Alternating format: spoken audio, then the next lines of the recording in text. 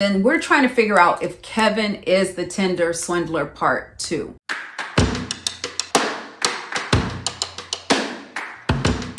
Hey everybody, it is Shae again, back here for another video. If you are new here, thank you so much for clicking on this video. We are back for another review of Love and Marriage DC. So this episode was called Coldest Winter Ever, and I was thinking to myself, why did they name it that? Is it because winter was cold towards Kevin for leaving him, but didn't he mess up? Anyway, we'll get into it. Overall, this episode was not that exciting. So I'm not going to bore you with the details from every scene. We'll just go over the main parts. And I hate to kind of say that it was boring because there was really no drama until the end. Like I don't like to say, oh, this episode is not good because there was no drama, right? There was like no fighting.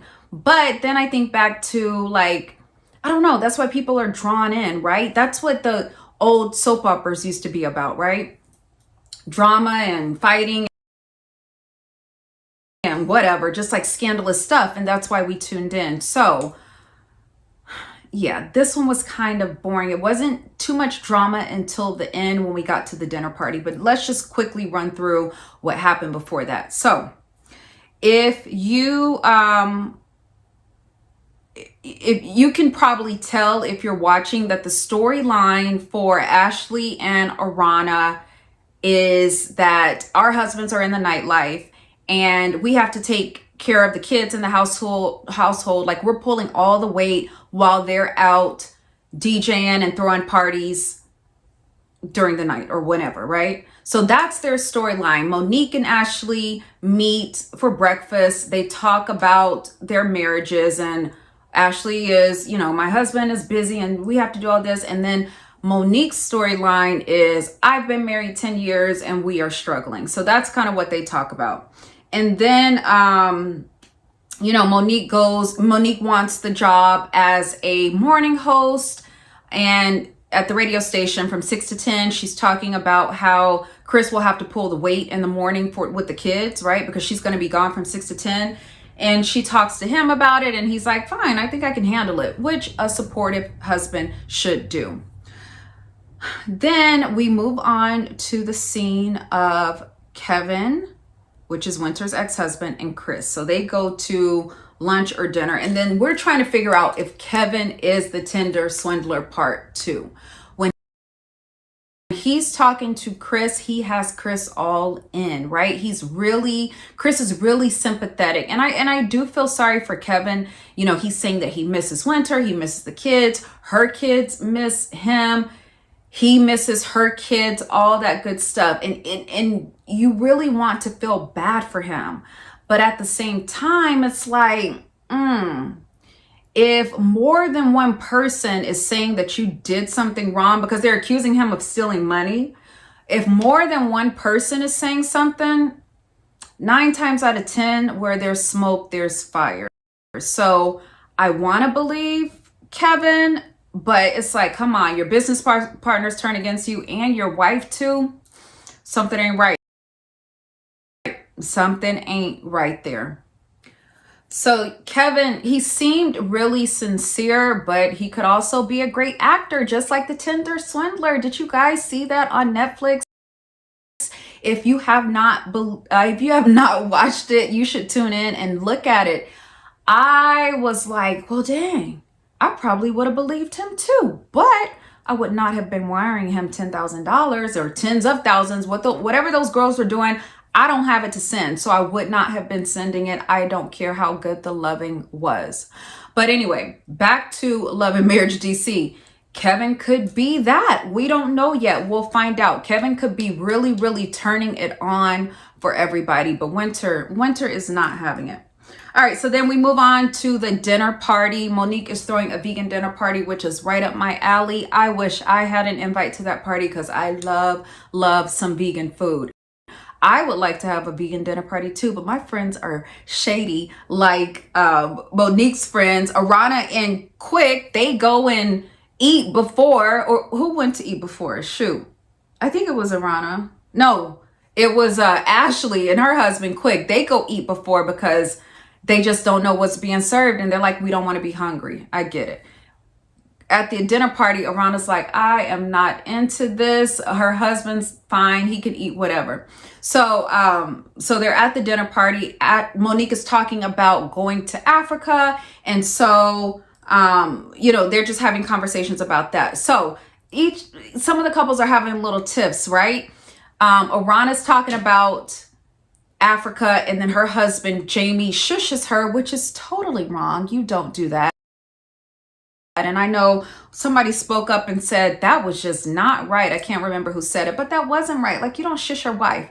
And then Monique and Chris are arguing about her being sick during COVID and him not helping her at all. He's saying that, she didn't want to be bothered. I wanted her to get her rest. And she's saying nobody checks on me. In the end, they argue, they make up. They're like the Bickersons to me. Sometimes you have those couples that will argue in front of you and you're just kind of sitting there like, but then they make up and they're fine. That's who they remind me of. They're the Bickersons. So the drama gets started at the dinner party when Monique is talking to Jamie and Arana, and they're like, you know what? We want to hear more about your 30 years. And Ashley's chiming in like, I want to know the BS. Like, I want to know what's going on. Arana's like, well, I thought he was cheating, but I never caught him. I never had proof. So I guess she just left it at that. And Jamie is saying, I work in like events, party planning. Like, I get calls from everybody. So I guess he's trying to make the excuse of, women are calling me because it's related to parties or whatever. Hey, whatever floats your boat. I don't know. I can't say that he's cheated. His wife is still with him. So if she likes it, I love it. So then Winter is asking, like, how do you get past infidelity? And that's when Arana was speaking up saying, well, you know what? I never caught him cheating. So I guess she must be saying I'm not the person to answer. And then Winter starts talking about Kevin and how like a year, like right before their first year anniversary, that's when she started finding out all of these things about him that she did not know before. Now, she's saying that she was a relationship coach. And that she checked him out, but apparently she didn't check him out that well, or he is just that good to where he did not find, or she could not find whatever he did not want her to find. So, like I said, we don't know. It'll all come out. My mom used to always say, what you do in the dark will come to the light. So if Kevin is being shady, it's going to come out. Here's my thing. I just don't think Winter would leave him over nothing. You know what I'm saying? Like, she had to find something. So basically she was saying that he was telling her, like, he wouldn't tell her anything. He's like, I'm going to get this all sorted out.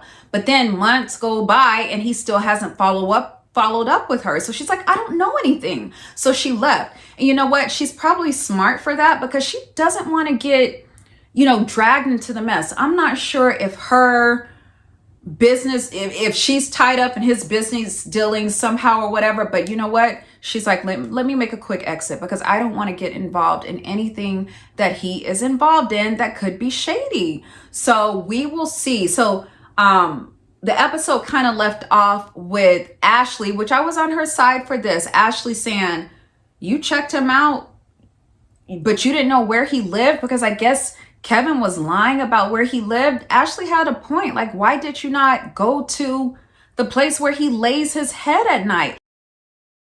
Like, you have to know where your potential husband is sleeping every night.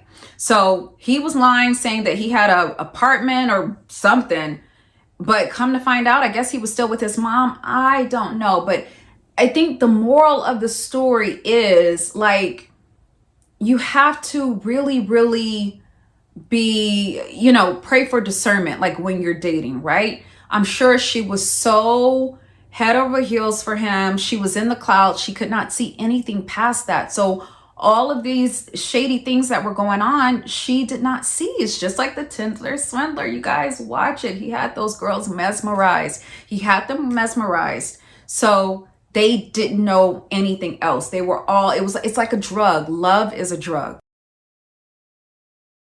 So they were high off of that drug. And I guess she was too. And now, you know, she's dealing with the consequences of that. But anyway, that's where we left off. So we will see next week what happens. It'll be the continuation of the dinner party.